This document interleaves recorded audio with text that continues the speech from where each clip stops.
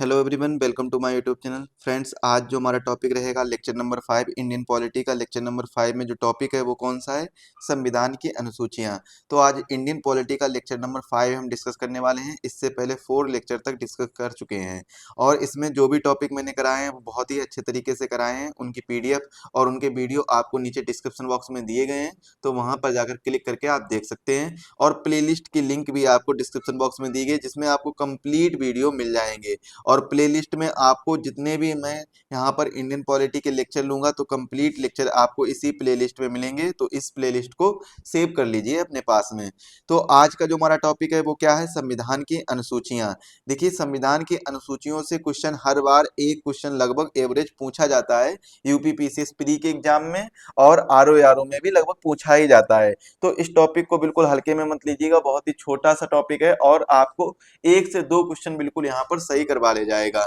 तो आज इस टॉपिक में हम संविधान की अनुसूचियों के बारे में डिटेल से पढ़ेंगे। संविधान की कितनी अनुसूचियां हैं, मूल संविधान में कितनी अनुसूचियां थी, इसके बाद में कितनी अनुसूचियां जोड़ी गई थी और किस अनुसूची में क्या चीजें दी गई हैं, और सबसे इंपॉर्टेंट चीज है कि अनुसूचियां होता क्या है। देखिए, सभी को पता होता है कि अनुसूचियों जो हैं वो 12 अनुसूचियां हैं, लेकिन ये ज्यादातर नहीं याद होता कि अनुसूचियां आखिर होता क्या है। अनुसूचियां क्या होता है, क्योंकि इनका वर्णन क्यों दिया गया है। जब संविधान में इनकी बात की गई है, संविधान का भाग भी माना जाता है, तो इनको अलग से एक तालिका के तौर पर क्यों दिया गया है, इनको अनुच्छेदों में क्यों नहीं वर्णित किया गया है। तो ये सभी चीजें आपके मन में उठ रही होंगी, क्वेश्चन ये उठ रहा होगा। तो चलिए आज सबसे पहले हम इसी बात का खुलासा करते हैं कि आखिर अनुसूचियां होता क्या है।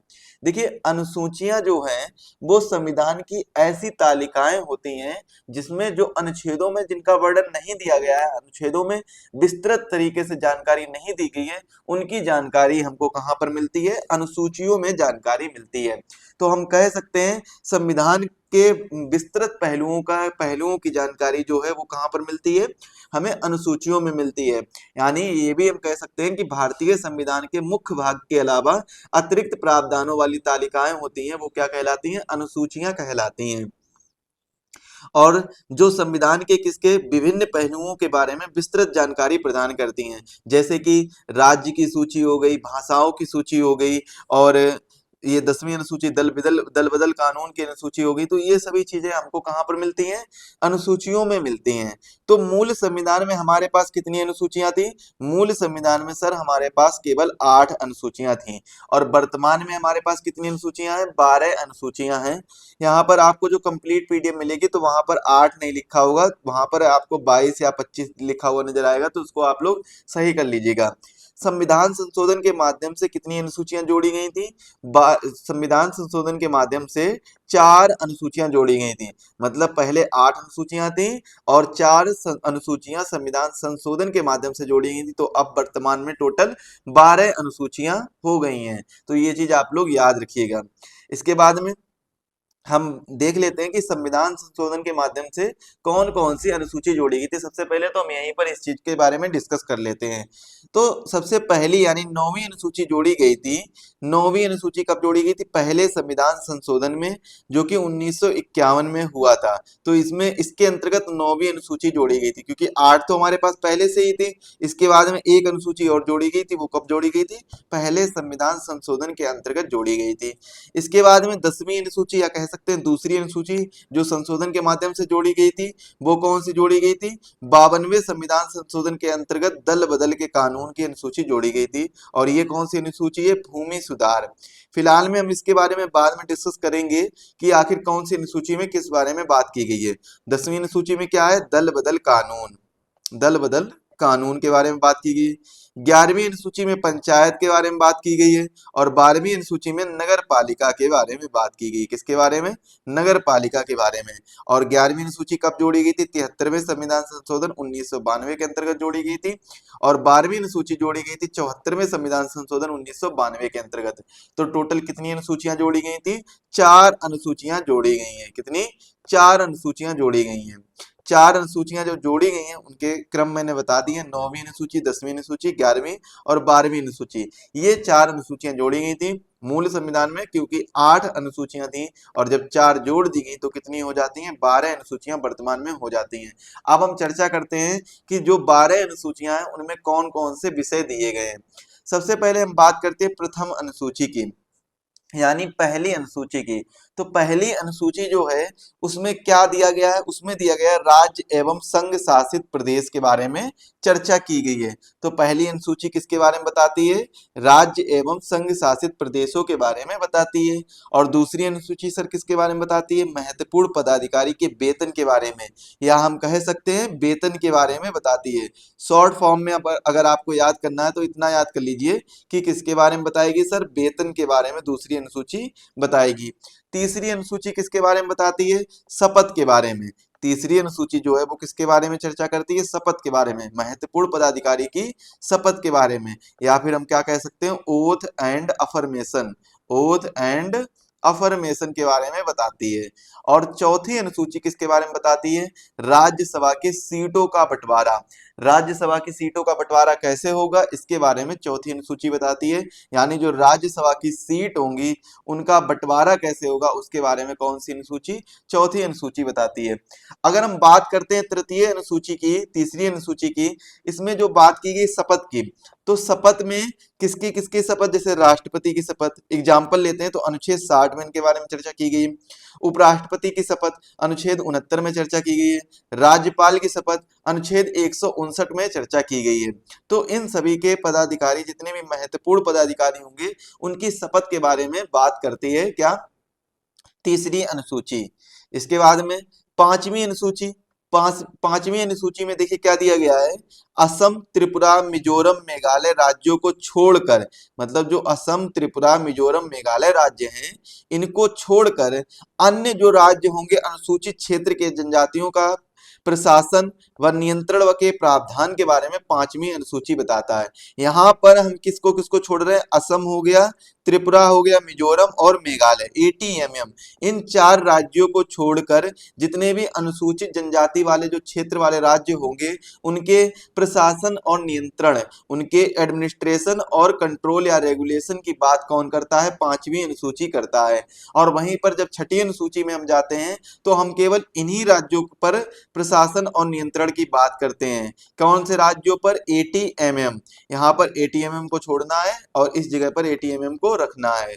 तो छठी अनुसूची में ये चार राज्यों के बारे में प्रशासन एवं नियंत्रण का प्रावधान दिया गया है। कौन से चार राज्य, एटीएमएम, आप याद रख सकते हैं कौन कौन से, असम, त्रिपुरा, मिजोरम और मेघालय। इनके मेघालय के जनजातियों प्रशासन एवं नियंत्रण के प्रावधान दिए गए हैं। इसके बाद में हम बात करते हैं सातवीं अनुसूची में, जो कि महत्वपूर्ण अनुसूची है।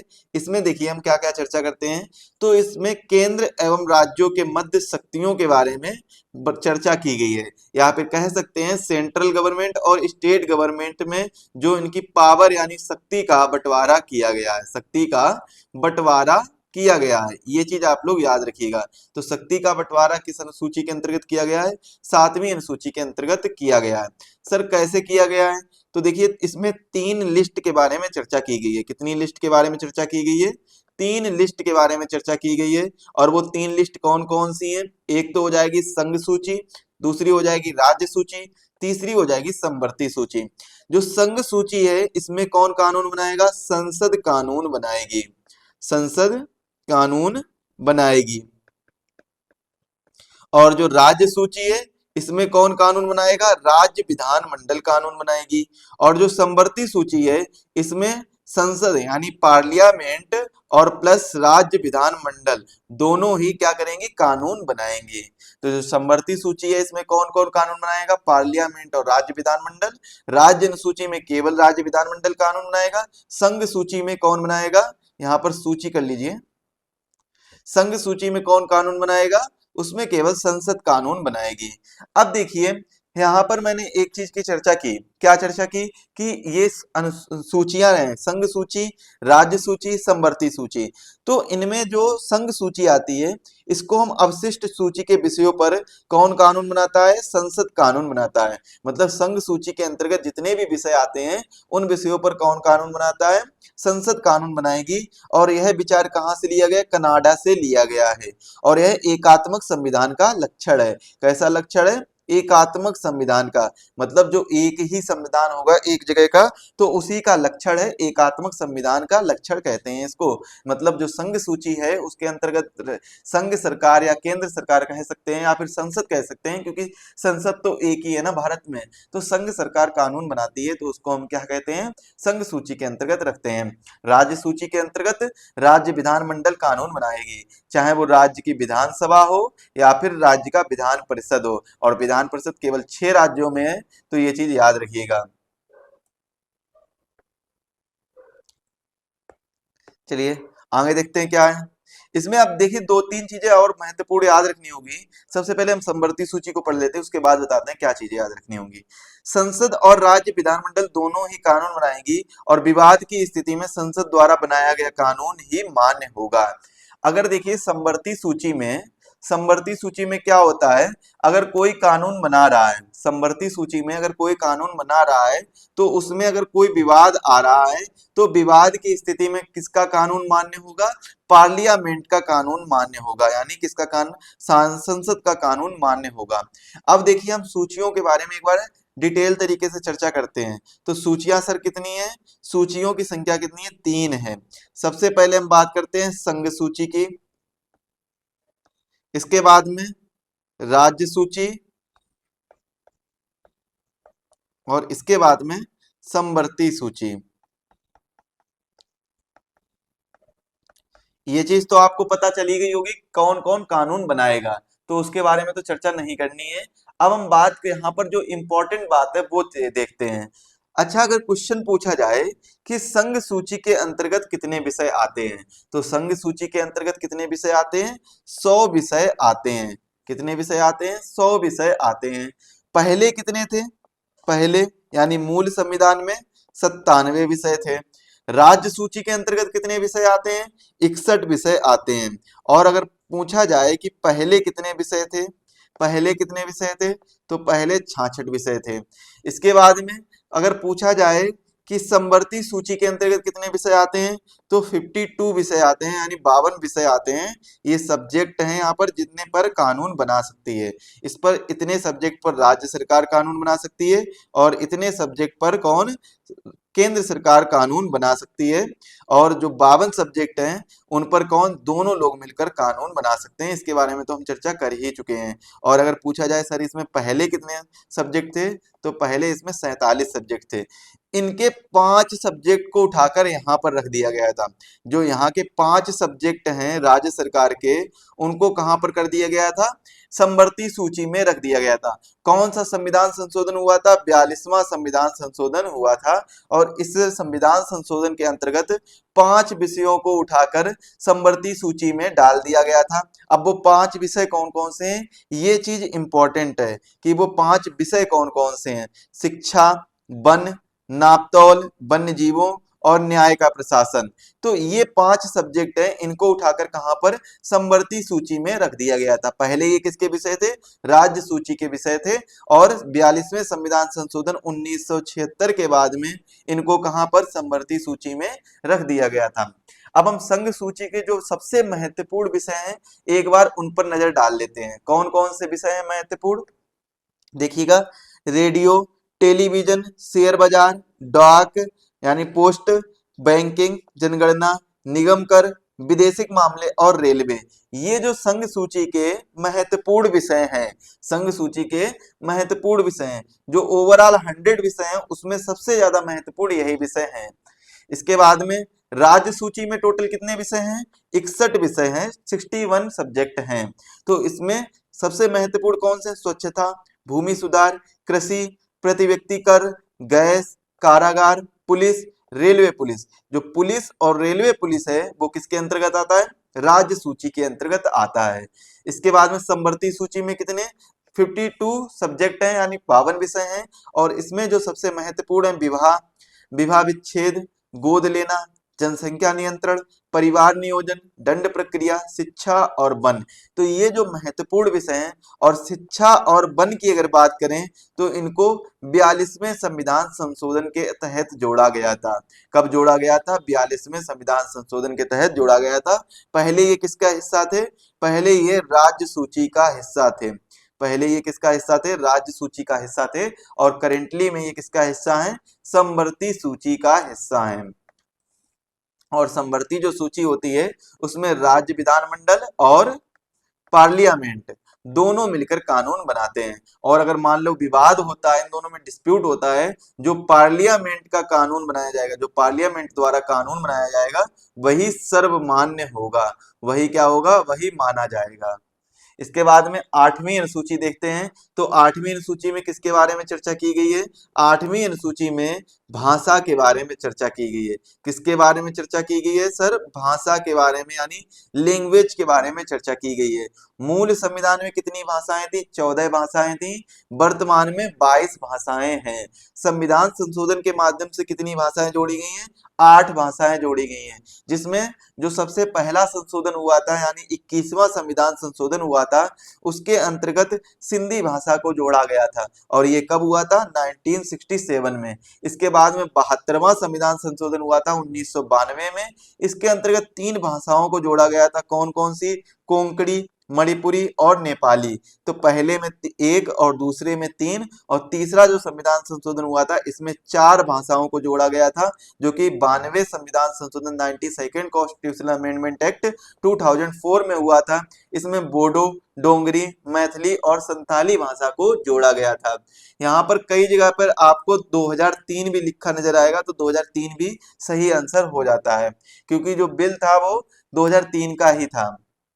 तो बोडो, डोगरी, मैथिली और संथाली, तो ये 4 भाषाएं जोड़ी गई थी। कब जोड़ी गई थी, 92nd कॉन्स्टिट्यूशनल अमेंडमेंट एक्ट के तहत जोड़ी गई थी। इसके बाद में हम 9वीं अनुसूची के बारे में चर्चा करते हैं, जिसके बारे में बात कही गई भूमि सुधार, और ये संविधान संशोधन के माध्यम से जोड़ी गई थी। कौन सा संविधान संशोधन हुआ था, पहला संविधान संशोधन 1951 में। 1951 में जो पहला संविधान संशोधन हुआ था, उसके तहत ये 9वीं अनुसूची जोड़ी गई थी, जिसमें रखा गया था भूमि सुधार के बारे में। कुछ कानूनों की न्यायिक परीक्षण से संरक्षण दिया गया था, इसीलिए इनको भूमि सुधार में दिया गया था। इसके बाद में एक अनुसूची आती है 10वीं अनुसूची, इसको जोड़ा गया था 52nd कॉन्स्टिट्यूशनल अमेंडमेंट एक्ट 1985 में जोड़ा गया था। कब जोड़ा गया था, 52nd कॉन्स्टिट्यूशनल अमेंडमेंट एक्ट 1985 में इसको जोड़ा गया था, और इसके अंतर्गत आता है दल बदल का कानून। कौन सा कानून आता है, दल बदल का कानून, या आप कह सकते हैं anti defection law. Anti defection law आता है इसके अंतर्गत, तो ये चीज आप लोग याद रखिएगा। इसके बाद में 11वीं अनुसूची कब जोड़ी गई थी, 11वीं अनुसूची जोड़ी गई थी 73rd कॉन्स्टिट्यूशनल अमेंडमेंट एक्ट के तहत जोड़ी गई थी, और कब हुआ था, 1992 में ये अमेंडमेंट हुआ था।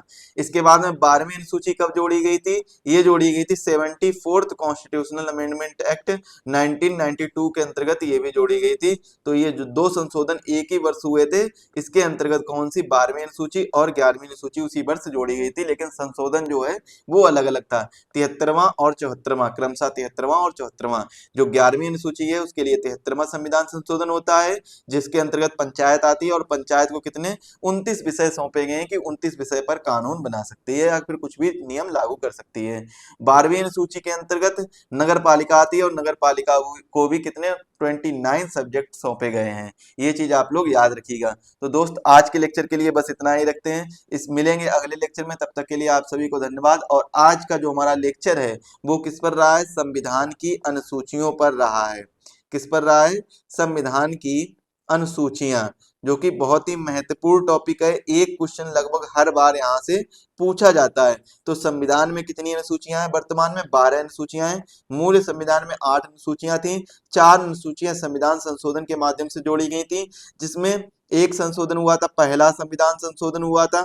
इसके बाद में ये कब हुआ था, 1951 में हुआ था। इसके बाद में 52nd कॉन्स्टिट्यूशनल अमेंडमेंट एक्ट होता है 1985 में। इसके बाद में 73rd और 74th होता है, जो कि दोनों होते हैं 1992 में। तो ये संविधान संशोधन के मदद से 4 अनुसूचियां जोड़ी गई थी, और 12 की 12 अनुसूचियों के बारे में मैंने डिटेल से बताया, एक बार आप लोग रिवीजन करिए। पहली अनुसूची में किसको रखा गया है, संघ राज्य क्षेत्र को रखा गया है, राज्य बा संघ राज्य क्षेत्र को रखा गया है, संघ राज्य क्षेत्र।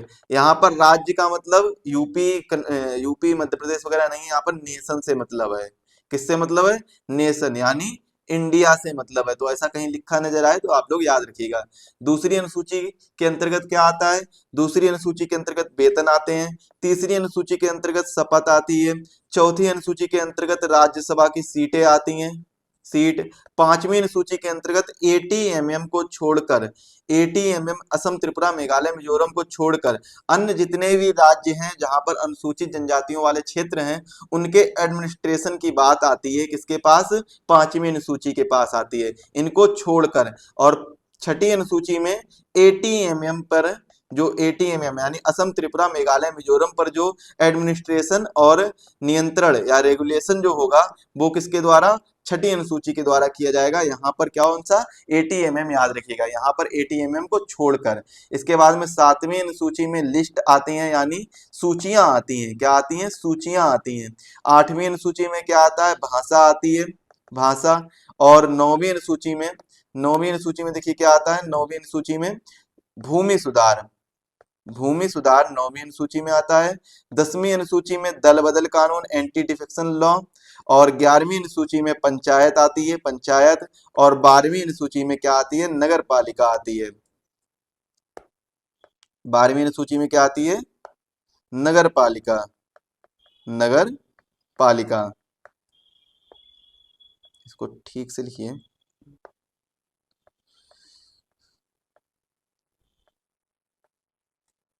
एक बार वापस से लिख लेते हैं। 12वीं अनुसूची में क्या आती है? नगर पालिका। तो ये टोटल 12 अनुसूचियां हैं जो आपको याद करनी होंगी। यहाँ पर मैंने रिवीजन भी करवा दिया है। चलिए आज के लिए बस इतना ही रखते हैं। अगर जो साथी चैनल पर नए हो, चैनल को सब्सक्राइब कर लीजिए और बेल आइकन को जरूर प्रेस करिए, जिससे वीडियो के लेटेस्ट नोटिफिकेशन सबसे पहले आपके पास पहुंचे। यदि आपके पास कोई क्वेरी है तो आप हमसे इंस्टाग्राम पर पूछ सकते हैं। इंस्टाग्राम पर जो ये लिंक दी गई वो डिस्क्रिप्शन बॉक्स में दी गई, या फिर आप इंस्टाग्राम पर सर्च कर सकते हैं, ये वाली आईडी सर्च कर सकते हैं, तो यहाँ पर हम आपको अवेलेबल दिख जाएंगे और इसके बाद में आप कोई भी क्वेरी यहाँ से कर सकते हैं। अगर आपने अभी तक टेलीग्राम चैनल को सब्सक्राइब नहीं किया तो टेलीग्राम चैनल को भी सब्सक्राइब कर लीजिए, क्योंकि सारी पीडीएफ आपको यहीं पर प्रोवाइड कराई जाती हैं। एग्जाम वेब ऐप को डाउनलोड नहीं किया तो इसको भी डाउनलोड कर लीजिए। बिल्कुल फ्री क्लासेस आपको यहाँ पर प्रोवाइड कराई जाएंगी। 100% फ्री क्लासेस रहने वाली हैं, जो कि ग्रुप डी के लिए बहुत ही ज़्यादा जरूरी हैं। ग्रुप डी के लिए बहुत ज़्यादा जरूरी है, तो इसको भी आप लोग ज्वाइन करिएगा। चलिए मिलते हैं अगले लेक्चर में, तब तक के लिए आप सभी को धन्यवाद। सभी लोग स्वस्थ रहें, मस्त रहें।